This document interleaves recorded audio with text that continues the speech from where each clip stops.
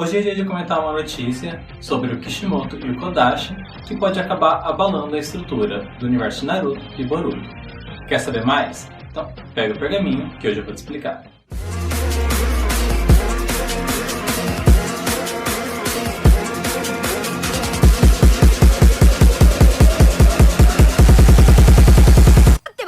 E aí, gente, como é que vocês estão? Eu sou o Rafa, editor da Naruto, e hoje a gente vai comentar uma notícia que vai impactar bastante a estrutura do universo de Naruto e Boruto, que é a substituição das funções do Kodashi pelo Kishimoto. Mas antes de começar, eu queria falar rapidinho pra vocês que esse vídeo, diferente do que eu costumo fazer, não vai ter muita edição. Vai ser no máximo uma inserção de algum print ou alguma coisa da notícia em si. Mas a intenção é ser um vídeo simples, mais de conversa mesmo. Então, inclusive vocês já podem deixar a opinião de vocês aí no comentário. A gente dá uma conversada, beleza? Bom, então sem enrolar muito, bora pro vídeo. Bom, vocês sabem que esse canal não é um canal de notícia, então não me afobei para trazer essa notícia logo de uma vez, né? O que eu fiz? Eu decidi entender a notícia primeiro, ouvir o que outras pessoas tinham a dizer, ouvir os fãs, ouvir outros criadores de conteúdo, tentar entender o que aconteceu antes disso, e tentar explicar da melhor forma possível para vocês. Mas resumindo, hoje eu acordei e me deparei com uma notícia de que o Kodashi estaria saindo da produção de Boruto, do roteiro, né? Ele é o autorista de Boruto, e que o Kishimoto assumiria as funções dele. Eu fiquei extremamente curioso, na hora eu fiquei muito zangado. Não é possível que só eu pensei nisso. Não é possível. Porque eu acho que o Kodashi tem feito um bom trabalho, né? Mas eu vou falar sobre isso um pouco mais pra frente. Eu até discuti com algumas pessoas sobre o assunto e tudo mais. Tem meu namorado que não gosta de ouvir muito, eu acabei falando com ele. E basicamente, se for literalmente isso que vai acontecer, a estrutura do mangá pode mudar drasticamente. Porque o estilo de escrita do Kishimoto e do Kodashi diferem muito. Porque além de pessoas diferentes, eles têm informações diferentes. Mas basicamente, hoje cedo o Kodashi postou no Twitter dele a notícia de que ele estaria sendo afastado da obra de Boruto. A equipe do Kishimoto assumiria o lugar dele.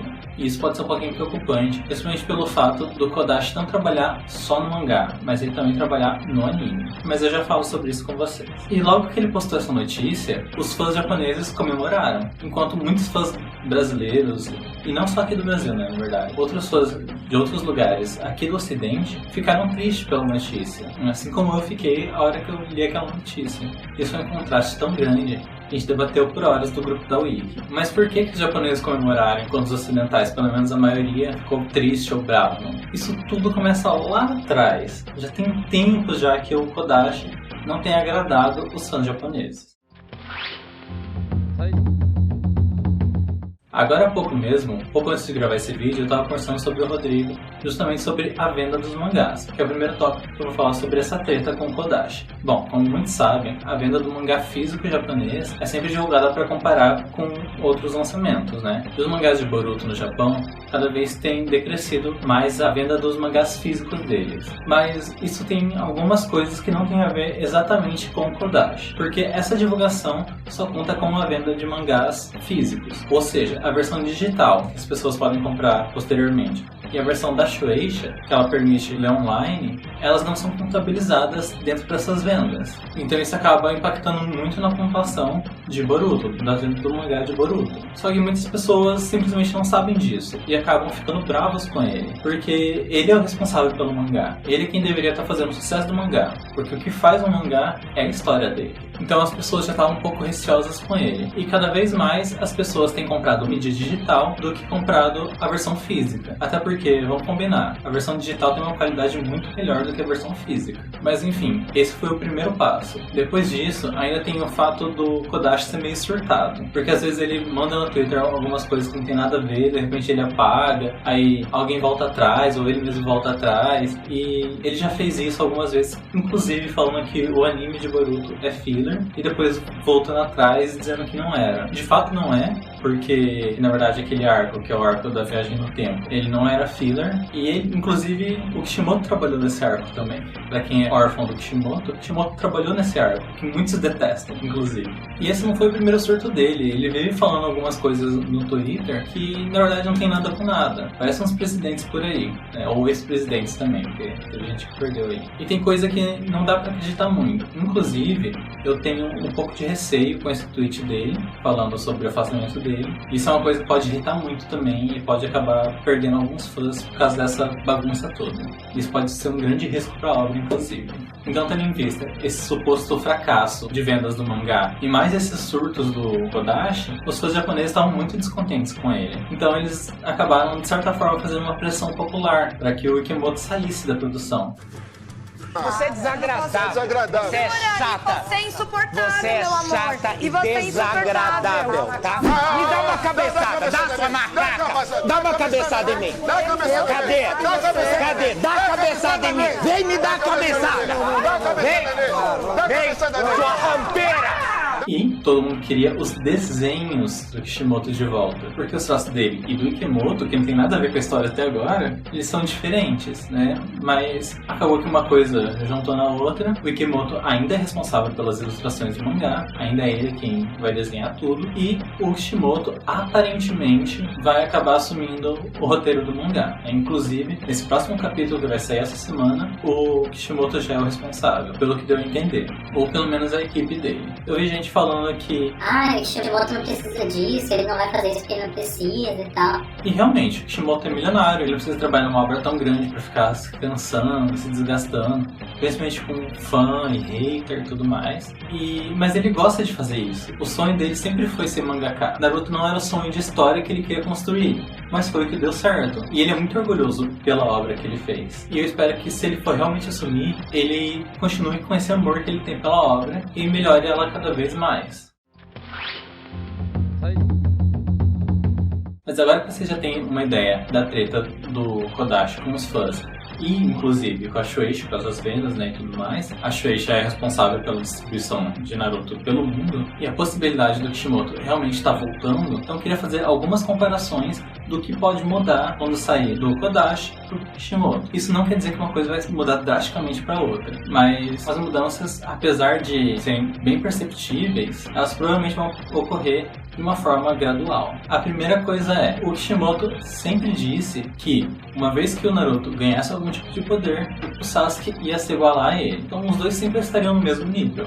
E as coisas têm caminhado nas mãos do Kodashi para o Naruto ganhar os poderes dele e provavelmente morrer, né? Eu acho que estava tudo certo com isso. Mas com o Kishimoto, provavelmente isso vai acabar mudando. Não necessariamente o Naruto vai morrer. Antes também eu não achava que ele ia morrer, mas agora eu acho ainda mais que ele não vai acabar morrendo. E o Sasuke vai acabar se igualando com ele em nível. Pelo menos é isso que eu espero, tendo em vista as afirmações do Kishimoto. Além disso, o Kishimoto nunca costumou dar muita bola pro anime. Ele sempre foi um mangaka e ele justamente se focava nessa mídia, no mangá. Porque como ele tinha que fazer tudo, ele tinha que coordenar a equipe, criar roteiro, desenhar e tudo mais, ele acabava não tendo muito tempo para poder se envolver em outras mídias. Por isso tem muito filler, tem muita incoerência entre o anime e o mangá e tudo mais na época do Kishimoto. Isso é inclusive um pouquinho broxante. O máximo que o Kishimoto fez de juntar o anime com o mangá, usando um material que foi colocado primeiro no anime, foi o caso do Raiga. E eu digo que foi muito mal feito, porque o Raiga é um personagem da época do Naruto. Mas quando o Kishimoto canonizou ele colocou como se fosse mais velho do que o próprio Gai. Quando o Gai era criança, o Raiga já seria adulto. Em Boruto, o Kodashi ainda tentou dar uma juntada nessa história, mas ainda ficou meio raso porque o Kishimoto simplesmente cagou pra isso. Enquanto o Kodashi, como eu tava falando agora, como ele estava envolvido com a produção do anime também, ele é mais preocupado com a consistência do anime e do mangá. E isso é muito bom, porque as coisas que ele acaba querendo pro anime, ele dá um jeito de adaptar pro mangá também. Um exemplo muito claro disso é o arco da Sumire, né, o arco do fantasma, no E lá. Porque com pequenas menções, ele conectou o que aconteceu no anime com o que aconteceu no mangá. Inclusive a participação da Sumire no exame Chunin, a decisão dela no anime de ir pra equipe de pesquisa e tudo mais. Esse não foi o único caso, tiveram vários outros, mas eu acho que esse é o mais expressivo. Acho que esse é o que mais dá pra notar. Principalmente agora que a Sumire tá ganhando destaque no mangá. Então essa outra diferença, que é a diferença que eu mais tenho medo que aconteça, porque o Kishimoto, ele tem tem muita dificuldade em deixar as coisas coerentes em mídias diferentes, né?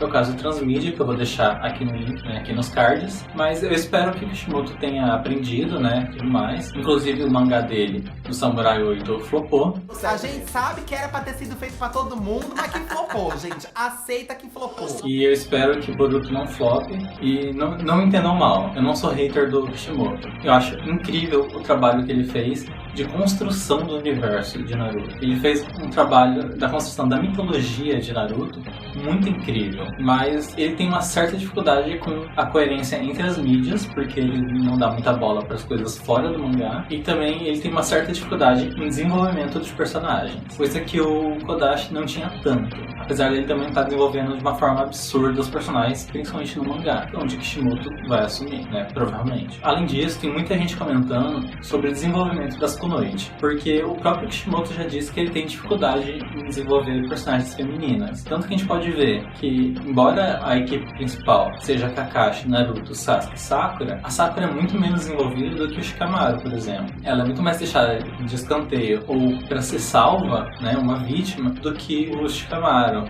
ou o próprio Choji. Então, eu tenho um pouquinho de receio também, mas eu acredito que agora que ele vai ter mais tempo desenvolvendo só o roteiro do mangá, ele vai precisar desenhar e coordenar várias equipes e tudo mais, ele vai conseguir desenvolver melhor tanto os personagens secundários, como o Shino e o Kiba, que foram deixados de lado em Naruto. Agora ele vai poder desenvolver personagens como o Denki, que já foi citado em um extra do mangá, mas nunca chegou a aparecer. Pode ser que ele apareça, que é uma coisa que eu espero muito, principalmente pelo fato do medo que eu tenho do Kishimoto esquecer o anime, mas eu realmente espero que, se o Kishimoto realmente for assumir, né, que é o mais provável que aconteça, levando em conta esse tweet e também outras notícias de outros sites oficiais da obra que basearam nesse tweet, eu espero que ele realmente tenha aprendido com as reclamações dos fãs, ele busque melhorar principalmente o desenvolvimento dos personagens. E ainda tem a possibilidade do mangá começar a ser semanal ao invés de mensal. Então tem bastante mudança que pode acontecer se o Kishimoto acabar assumindo o mangá do Kodashi. Mas é isso, gente. Como eu falei, esse é um vídeo um pouco mais curto. Mentira!